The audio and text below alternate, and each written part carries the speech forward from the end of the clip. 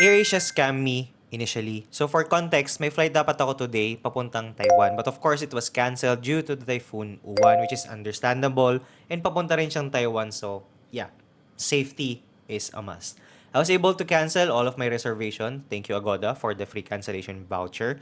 But let's talk about the flight and how AirAsia actually scammed me. So I received a notification during the weekend that my flight was canceled. Well, duh. And it was stated in the email also that I have three options. Is refund the payment to my initial payment method or refund it to the credit system within AirAsia. So basically, babalik nila yung perang binayad ko in my account in AirAsia. Or third is free flight change within 30 days of departure. Of course, that's the best thing to do is to just change your flight. So, in my head, because that's the weekend and I cannot think of the date immediately, so I waited for Monday, which is today, because I need to check if I can leave on the weeks that I'm thinking. And yeah, to my surprise, this is what happened. But so shout out muna sa exploration travel that my friend owned because my friend actually helped me to figure all these things out and fix it. Then today, November 10th, earlier this morning, I headed to the website of AirAsia and also the email to change my flight. And to my surprise, my flight for today has departed, meaning I cannot change the flight to another date or in other terms, rebook it. And I was like, bakit? And my mind immediately went to panic modes. Like, ano nangyari? Nagsayang ba ako ng flight? Nagsayang ba ako ng time? May time ba? But in my head also, hindi dapat kasi 30 days within the departure date. If you're going to look at the screenshot, tignan nyo yung arrival date from Taipei to the Philippines or to Manila. It says that from November 10 to December 13, which is technically 30 days, I can rebook. So what I did is to request a credit refund for the Taipei. So I select it, as you can see on the screenshot. Because in my head, maghanap na ako ng flight for another date. So, yung pwede kong i-change, which is this arrival date from Taipei to Manila, I try to change it to a specific date that in my head. But to my surprise, wala daw flights. But when I try to have a newly booking round-trip ticket, meron. So, AirAsia, what the hell is going on? So, at this point, I was technically scammed na because I cannot change my flight. I cannot rebook it. I'm very limited to the things that I can do. Even if you use Bow, it will mention there that your flight has departed. So, bakit hindi siya canceled sa status? Bakit still confirmed? I honestly don't know. And that could be one of the system glitches or the problem of AirAsia website. Now, so panic mode, I requested for a full refund instead. Now, I did that with the help of their AI, Ask Bo, and I didn't know kung saan refund yung pera. Is it within my payment method or within my AirAsia account? Now, here's the problem for that. When I check the new flight dates, it is very expensive considering that the one that I got is very cheap.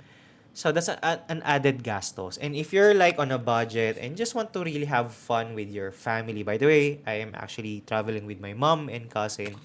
That's a huge impact to your budget. I can afford it, but it's more like it's very a hassle thing to do regarding the AirAsia rebooking system because very scammer yung dating nung platform when the rebooking time comes. Kasi departed, you can't rebook, there's no flight, etc., etc. And I know everyone was able to experience that. So I asked my friend to actually help me fix it. And luckily, she did that within 15 minutes. Now, in my head, paano nagawa? And of course, there's like back-end support, etc. And this is where the chat support or the live agent, the customer service comes in when they rely too much on the AI. AI is good for basic concern, but for this one, like, bakit hindi gumagana yung gritong glitch sa system nyo? That AI cannot answer.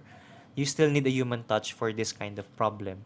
And I know that there should be a live agent, but I think medyo tago siya because during the time na nagbabaliw-baliw na ako, I cannot find it. But of course, you guys are much probably pro sa akin, so you were able to do that. But in my head, this should not happen. I should have been able to rebook it by myself, and those kind of restriction, hindi siya dapat nangyari considering that we're paying huge sum of money and yung simpleng system optimization or website optimization hindi magawa. That's kinda scammy or like parang wala silang pakialam sa customer nila. Of course, these things are system glitch, system problem na may workaround for sure, but not everyone can think of a workaround. Not everyone have time for that workaround. So I suggest if you guys encounter this kind of problem, regardless kung saang ano ba, is if you can find a travel agency that's willing to help, shed a little bit of few bucks or konting pera for the hassle-free transaction para hindi kayo ma-stress like me. But if you still wanna do it by yourself, I think possible naman siya, but there's like a lot of loopholes that you need to go into and grabe. It should be as simple as change flight, rebook flight, status canceled, etc. But AirAsia did not want to do that. So, alam niyo yun, like, it result to more stress and problem for its customer. And did you not, I'm not the only one who experienced this kind of scam behavior, but a lot of people did based on sa Facebook page nila. So, that's my worst experience with AirAsia, and I would say that right now, I think that they're probably the worst in terms of customer service. Yeah. If you find this video helpful or relatable, maybe share it to your friends on the resolution that mangyayari because ang hirap di ba? Hard-earned money parang nawala because you can't rebook it because of a system error or system optimization. Yun lang. Yeah. Bye-bye.